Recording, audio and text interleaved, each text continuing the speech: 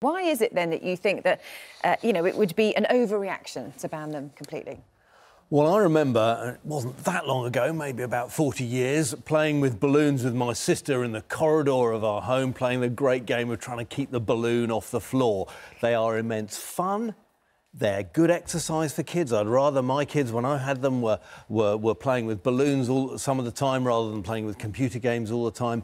This is a disposal problem primarily. This is not a problem with the balloon itself. So what about the ones then that are released, have helium in them, go up into the air? They can also cause problems for farm animals as well if they escape onto the land. So helium balloons that you let go, and also those Chinese lanterns with paper and wire in them, those two are a really bad idea because by definition, you are throwing them away. It just happens that they're floating away in the atmosphere. You don't know what's going to happen to them, do you?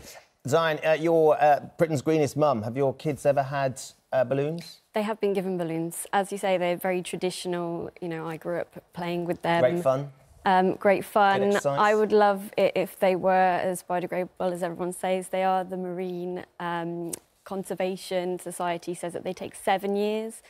Even the biodegradable ones, they take 7 years to degrade. Longer if they fall in the sea. 7 years is too long. It only takes 1 minute for a sea turtle to swallow one of these things. Is it about disposing of them, though, like Tom said, just actually dispose of them responsibly? But we have the Pacific garbage patch. Where did this plastic come from? Was all that plastic disposed of incorrectly? It just ends up in the sea. But actually, we need to change the image, just like we have with straws and with cotton buds, to where these items are ending up.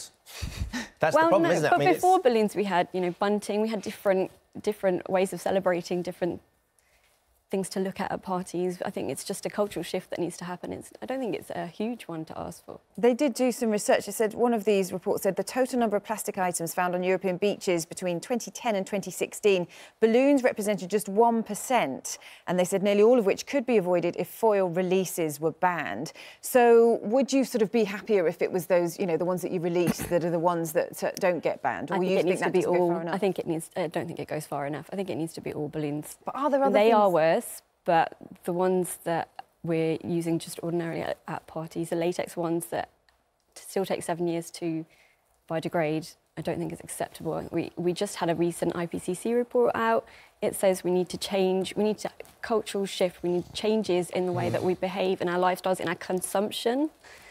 And this is one of the things that needs to happen. The IPCC report mentioned is about climate change, and we've got to be quite careful here because plastic actually has some assets when it comes to climate change and carbon emissions. It's light, it often uses less carbon to make than the paper or the metal alternative, and it's something that can have good sides. So with today's news from the government about looking to ban plastic stirrers and straws and earbuds and things, basically, I think that could well be a step in the right direction because they're things that are a little bit unnecessary and you can reformulate them with other materials. But you've just got to be very careful to do what they call life cycle analysis, which is looking at the whole impact of something, not just the pollution impact. Important though that is. But balloons are also unnecessary.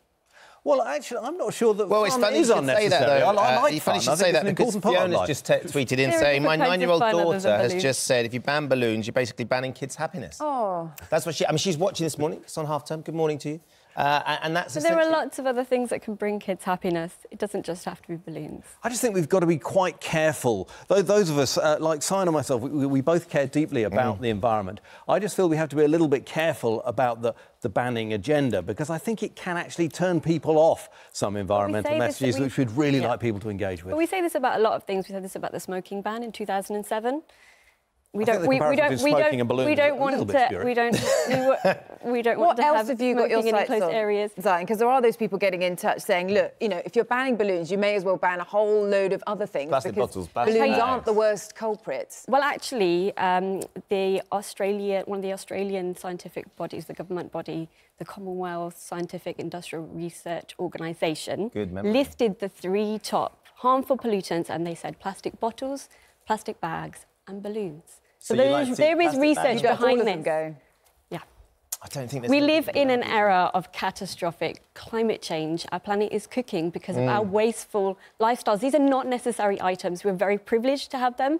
We've been consuming them for a long time. We needed to ban these things 10 years ago yesterday. Yeah, need to get on with it. That's what... 12 years, that's what the IPCC... Jackie agrees. I think I can live without balloons, but more importantly, so can the wildlife. Ban balloons, are you serious? This is Cardelium. Latex balloons are biodegradable, are only a problem if they're released with attachments. But as you were saying, it still takes a number of years for them to degrade if they are biodegradable.